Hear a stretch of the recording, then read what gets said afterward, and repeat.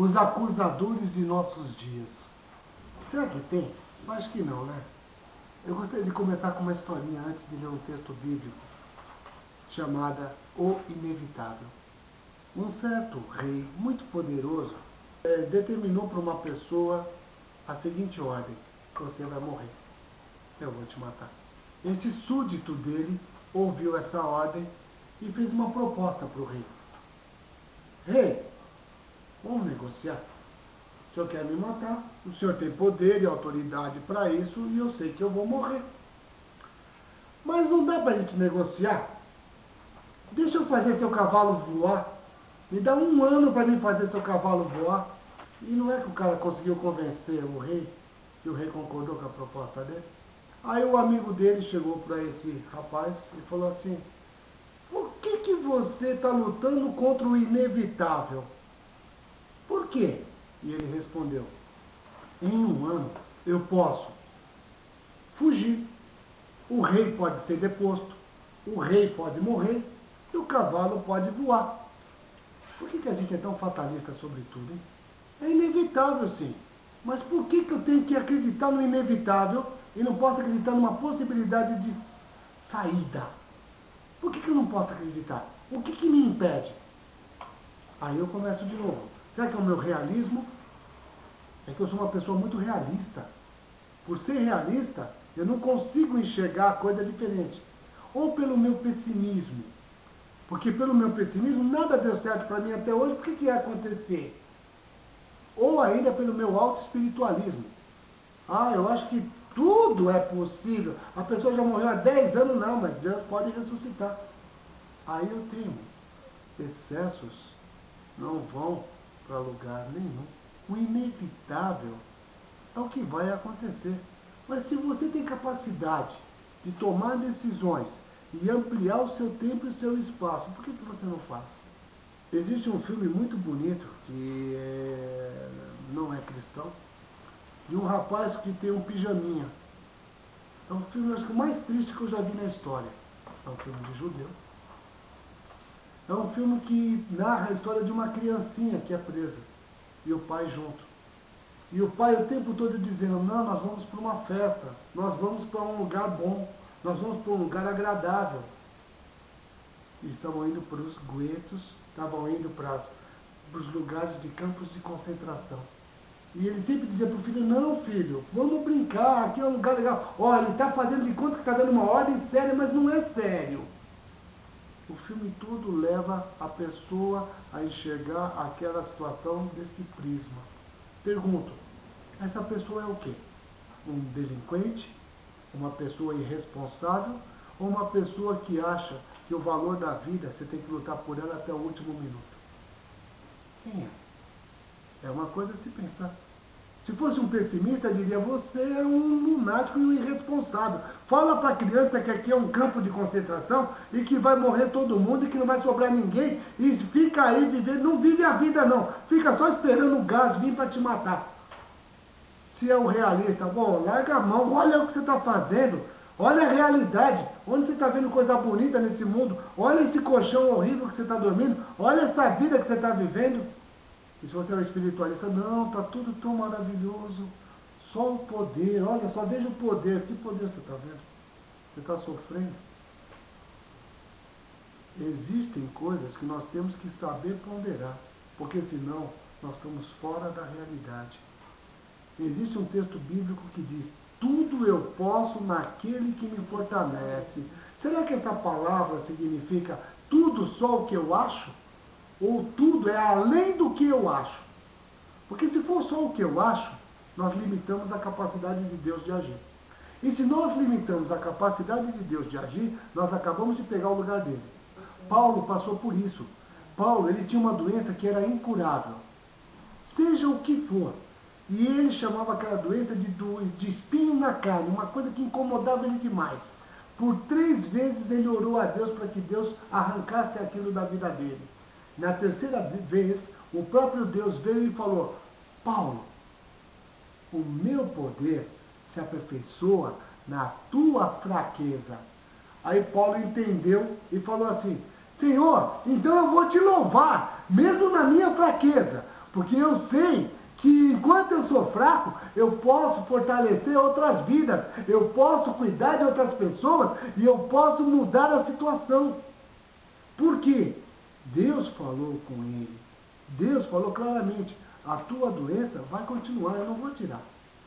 Mas você vai ser abençoado em tudo que você fizer. Eu pergunto, por isso que eu estou perguntando agora, do que nós estamos vivendo? Por que não tem que, o inevitável a gente tem que achar que tem que ser do jeito que é? Por quê? Porque nós fomos condicionados na nossa educação, nós fomos condicionados na nossa maneira de ver. Eu digo que Deus não tem limites.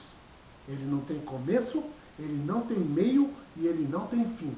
Ele é todo. Ele é onipotente, onipresente e onisciente. O inimigo, que é o diabo, que a gente fala, que se chama acusador, que é o que nós vamos fazer agora, os acusadores, na verdade, são todos aqueles que fazem o papel do diabo, porque diabo traduzido significa acusador. Ele não é onipotente, não é onisciente e não é onipresente. E nós dizemos que tudo tem o dedo dele. Não tem não. Tem não. Parte do que nos acontece é o que nós mesmos produzimos. E o resultado é o que nós vamos viver. Aí Paulo fala claramente. Tudo eu posso naquele que me fortalece. Foi o próprio Paulo que escreveu isso. Porque ele entendeu que a proposta da vida dele era acreditar em algo maior do que ele. Porque sempre acreditar na minha limitação, a própria Bíblia perdeu o tamanho dela. Que o tamanho dela é para trabalhar o impossível. O possível, Deus já nos deu capacidade para fazer. Não precisa de Bíblia. E, inclusive, capacidade muito grande. Dá para ver toda a tecnologia, mesmo nessa sala, nesse pequeno espaço que nós estamos vendo. É tudo dado por Deus. E o homem aproveitou essa capacidade. Por que é que quando a gente tem qualquer coisa que é inevitável, a gente já se retrai e acha que é o final? Um animal luta até o último minuto. Porque o inevitável também é nosso. E a gente tem que saber vencer e driblar. Se a gente não driblar, a gente é refém. Se a gente é refém, a gente é refém daquilo que a gente tem medo. O que tem medo nos apavora. O que nos apavora tira o nosso sossego. E os que tiram o nosso sossego não tem Deus. Porque onde Deus está, tem equilíbrio, paz. Tem motivação. E você tem renovação de vida. Você é uma nova criatura. Você não pode ser a mesma criatura. É impossível. Você tem que vencer. É esse o projeto de Deus. O projeto de Deus é para vencer. O projeto de Deus não é para enterrar e dizer, cessou. Não cessa. Aqui começa e não tem mais fim. Paulo fala uma coisa em Romanos que é mais ou menos assim. Vocês que têm Cristo, vocês já estão mortos. Vocês morreram para o velho a vida e estão ressuscitados para a nova vida. João 8, de 1 a 11. Vamos ler um texto tão conhecido? Mas Jesus foi para o Monte das Oliveiras. Pela manhã, cedo, voltou ao templo, e todo o povo vinha ter com ele, e Jesus, sentando-se, o ensinava. Então os escribas e fariseus trouxeram-lhe uma mulher apanhada em adultério, e pondo-a no meio, disseram-lhe, Mestre, esta mulher foi apanhada em flagrante adultério. Ora, Moisés nos ordena, na lei, que as tais sejam apedrejadas. Tu, pois, que dizes? Isto diziam eles, tentando-o, para terem de que o acusar. Jesus, porém, inclinando-se, começou a escrever no chão com o dedo. Mas, como insistissem em perguntar-lhe, ergueu-se e disse-lhes, aquele dentre vós que está sem pecado, seja o primeiro que lhe atire uma pedra. E, tornando a inclinar-se, escrevia na terra. Quando ouviram isto, foram saindo, um, a começar pelos mais velhos, até os últimos. Ficou só Jesus e a mulher ali em pé. Então, erguendo-se Jesus, e não vendo a ninguém, senão a mulher, perguntou-lhe, mulher, onde estão aqueles teus acusadores? Ninguém te condenou? Respondeu ela, ninguém, Senhor. E disse-lhe Jesus, nem eu te condeno. Vai e não peques mais. Jesus tinha tido uma discussão um dia antes.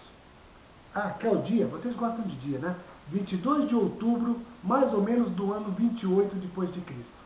Porque tinha acabado a festa de lavar o templo, que eles lavavam, os sacerdotes jogavam água, isso era depois da Páscoa, passava 50 dias, tudo certinho. E o que aconteceu? Jesus foi lá e disse, eu sou a água da vida, quem tem sede vem a mim e beba.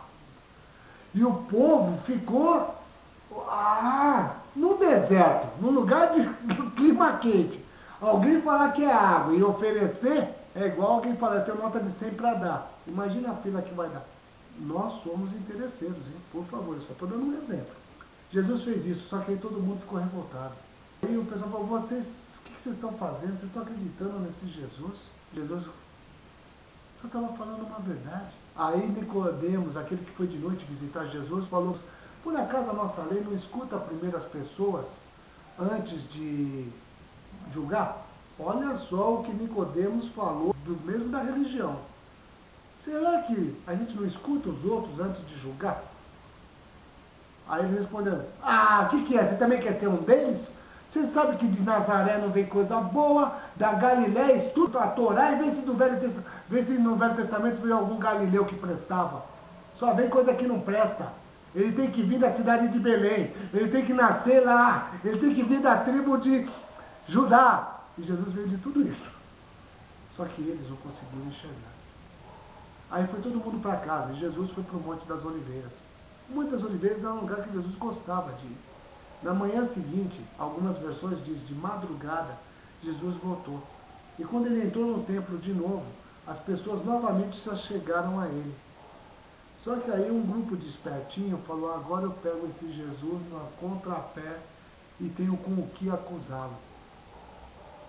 De novo, o diabo vem para matar, roubar e destruir. Jesus disse, eu vim para que vocês tenham vida e a tenham em abundância. Se a minha vida só fala de morte, se a minha vida só pensa em assassinatos, se a minha... assassinato, não entendo assassinato de matar pessoas, não. Se assassina sem precisar matar pessoas, viu? Se a minha vida só pensa em destruição, vê que lado você está. Jesus disse que veio dar vida e vida em abundância. Aí, eles pegaram uma mulher que tinha feito alguma coisa que não era muito bonitinha, tinha adulterado. Só que Jesus já tinha falado claro, quem olhar para uma pessoa com mau pensamento já adulterou. Então Jesus já tinha dado um exemplo ainda melhor, mas tudo bem, pegaram essa mulher em flagrante adultério, encostaram em Jesus e falaram, olha, Jesus, a situação é bem clara, precisamos apedrejar ela porque a própria lei diz isso e Moisés no Velho Testamento diz isso. O que você acha? Acusador, réu e um juiz para julgar.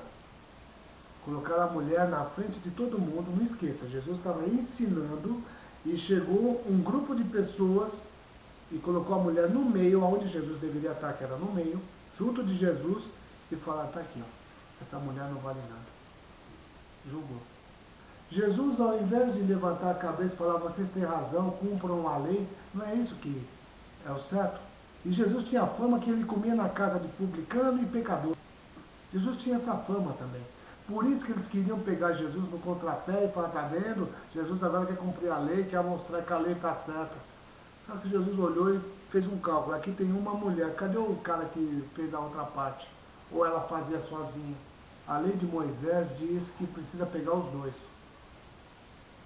E pegando os dois, apedreja. A segunda lei diz o seguinte, e só se for com uma mulher casada. A segunda lei ainda vai mais um pouquinho longe. E se a mulher for virgem, mas tiver com uma carta de casamento? Aí continuou. A lei de Moisés diz, pega os dois também, traz para o centro da praça e apedreja. É assim que funciona a lei. Está no livro de Levítico e está no livro de Deuteronômio. Jesus conhecia. Só que Jesus pensava, era um pouquinho. É esse o caminho mesmo? O que eles estão querendo de verdade? Até então, eu só estou mostrando para vocês a situação. Agora, se coloquem na situação da mulher.